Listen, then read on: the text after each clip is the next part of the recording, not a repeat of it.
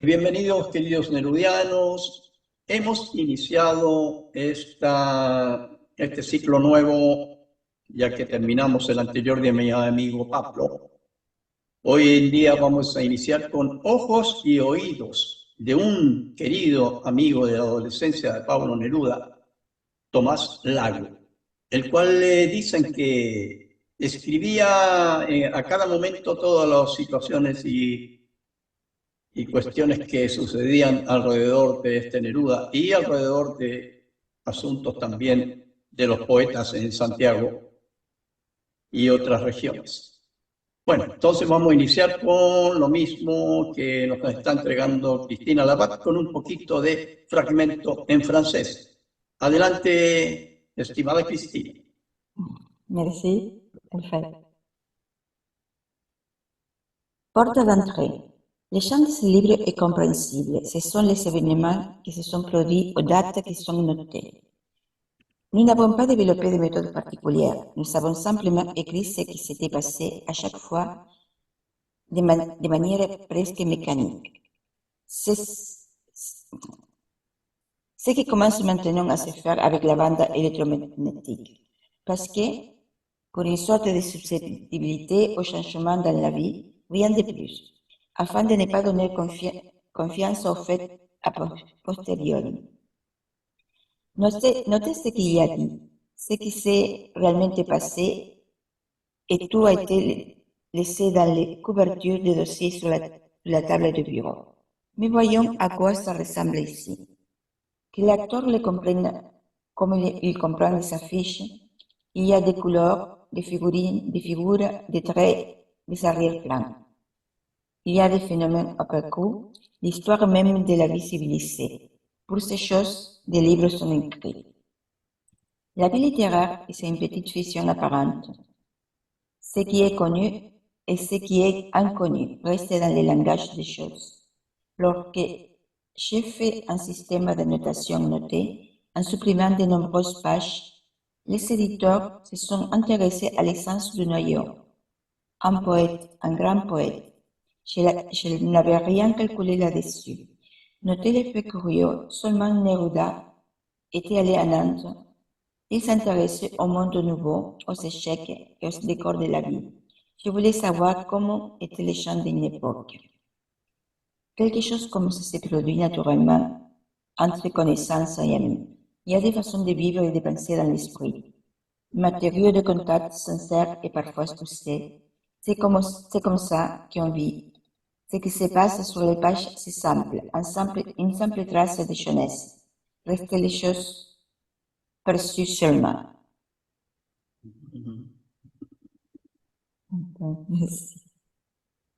Prólogo.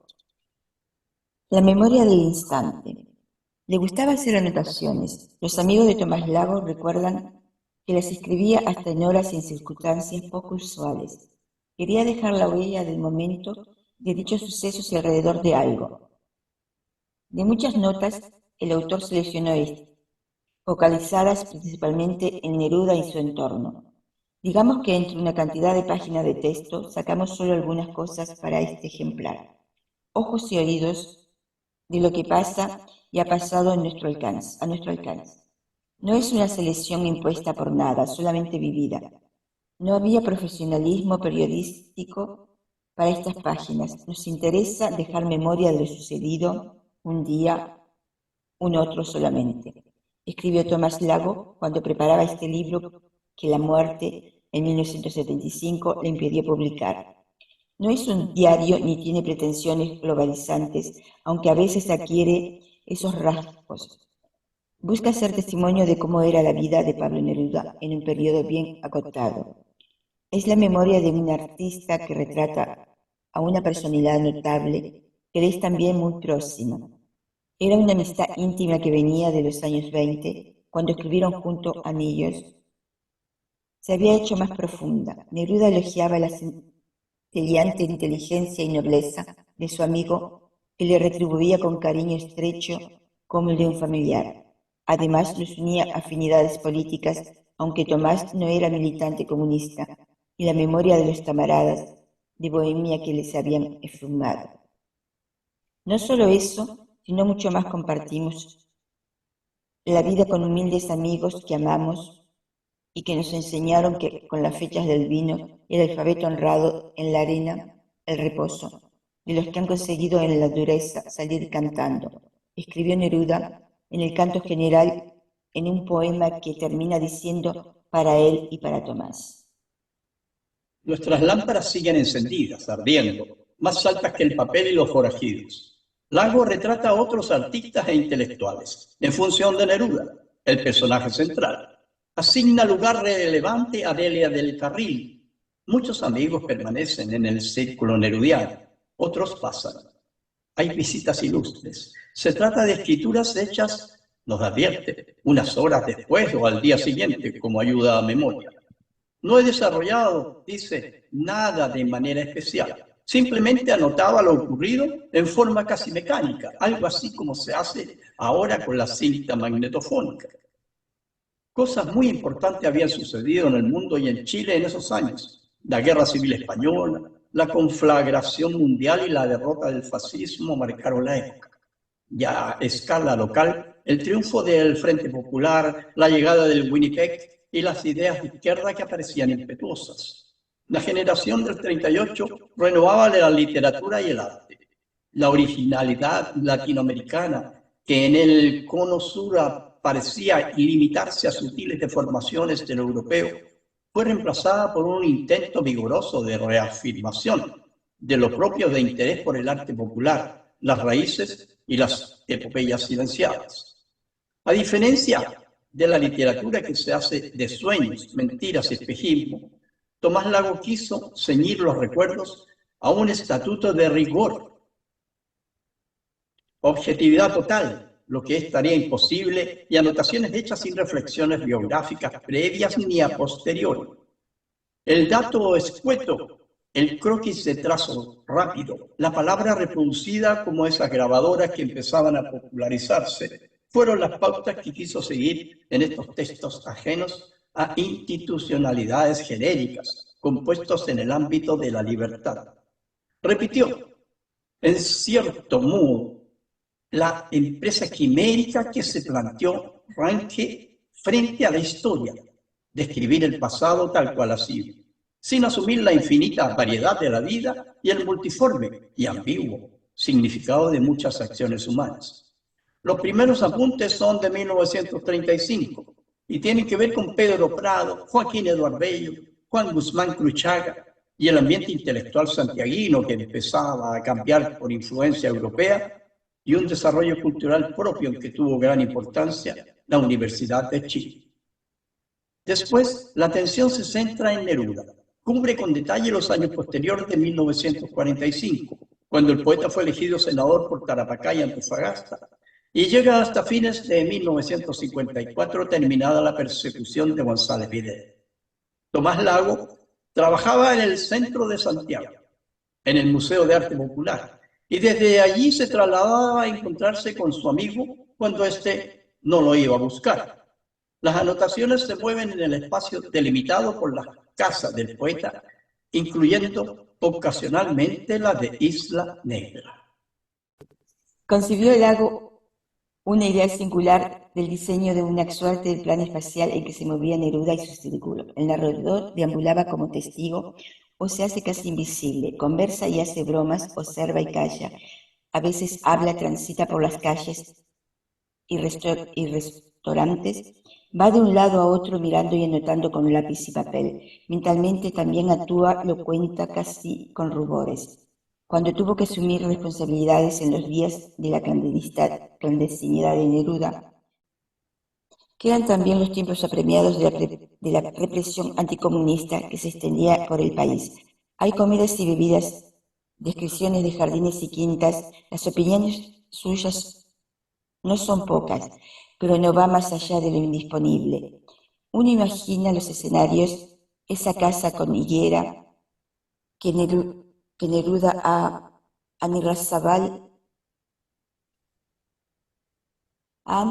Irrazabal, cerca de Pedro de Valdivia, o la morada de Avenida Lynch, Michoacán, con castaños y paltos, la Isla Negra en en permanente construcción y edificación de la Chascona, donde una mujer tiene como el estirpe chinaleja, la observa con cautela.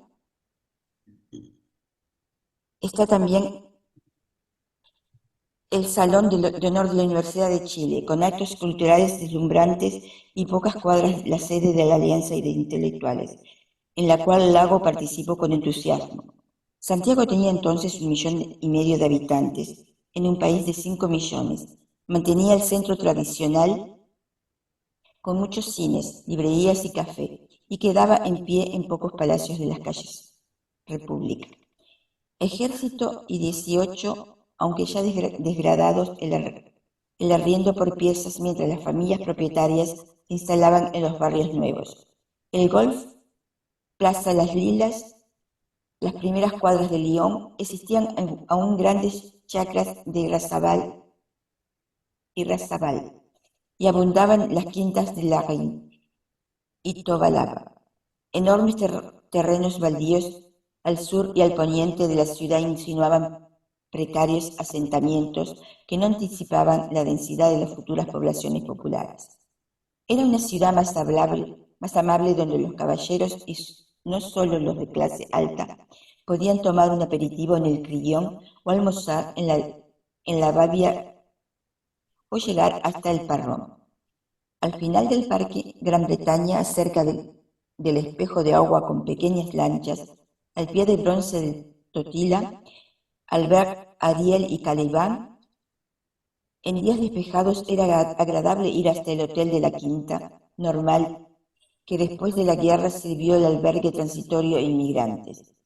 Caminaba el panorama político con el ascenso de la izquierda. Aires de renovación y cambio soplaban en el país, que compartía las esperanzas que provocaba el término de la Segunda Guerra Mundial.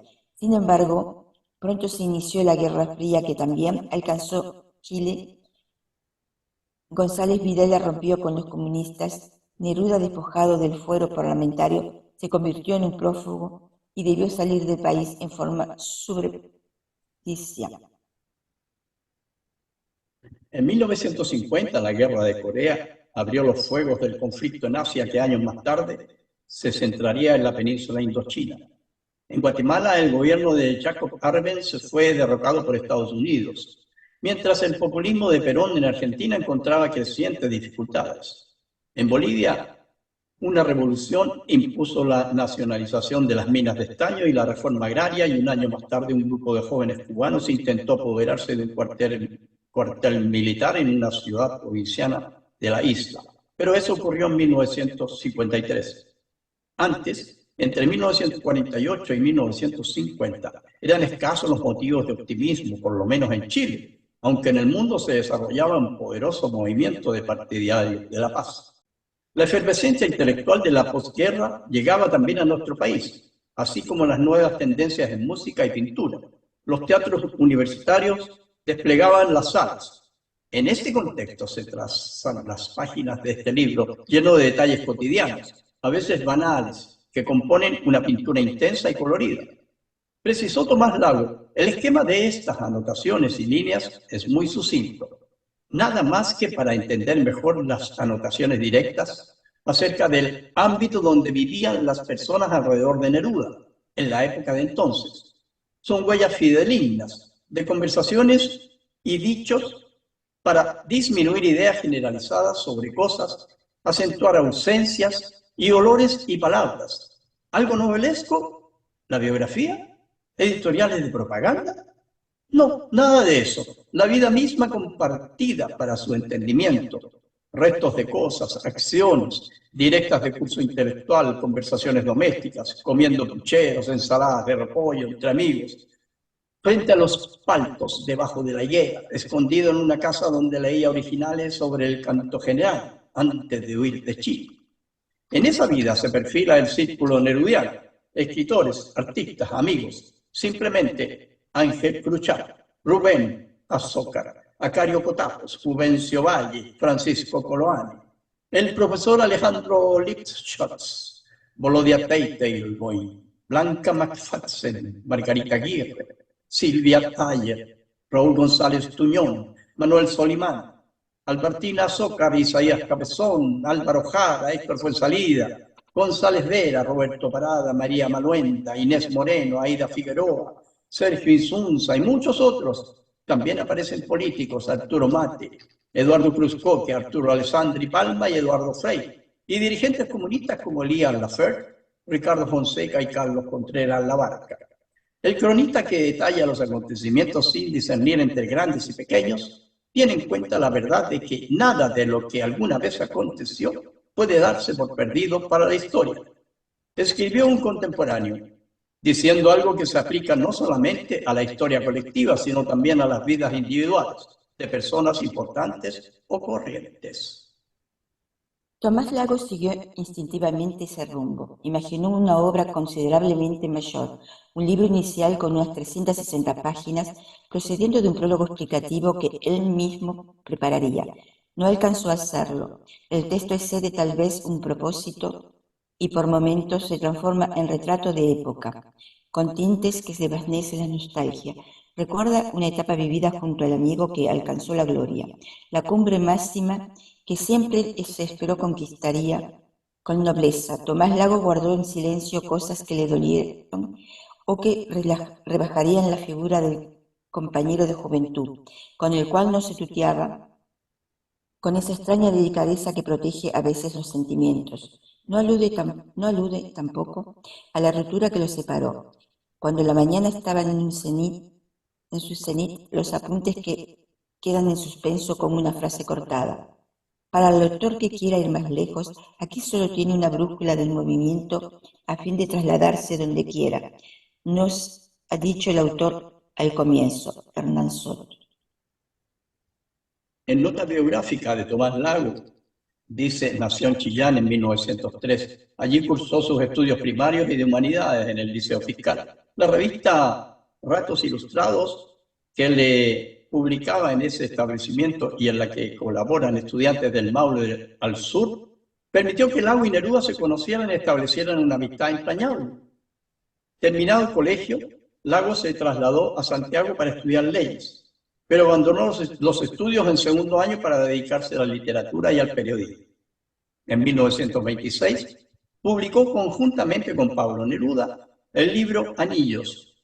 En los años 30 derivó hacia el arte popular. Organizó en 1943 una exposición interamericana de objetos folclóricos, con motivo del centenario de la Universidad de Chile. Dicha muestra sirvió de base para la creación del Museo de Arte Popular que funcionó hasta los años 70 en el Castillo de Hidalgo, en el Cerro Santa Lucía. Participó activamente en la Alianza de Intelectuales y organizó la primera Feria del Libro que se realizó en Santiago. Director de la revista de Educación, colaboró en otras diversas publicaciones, entre ellas ProArte, con artículos y ensayos. Desde 1952 fue profesor extraordinario de la Facultad de Ciencias y Artes Plásticas de la Universidad de Chile. En 1953 publicó El Guaso, ensayo de antropología, editado por esa universidad. En 1960 apareció Rugendas, pintor romántico de Chile, y en 1971 Arte Popular Chileno. Entre otras obras inéditas, dejó una biografía de Mary Graham. Tomás Lagos murió en 1975.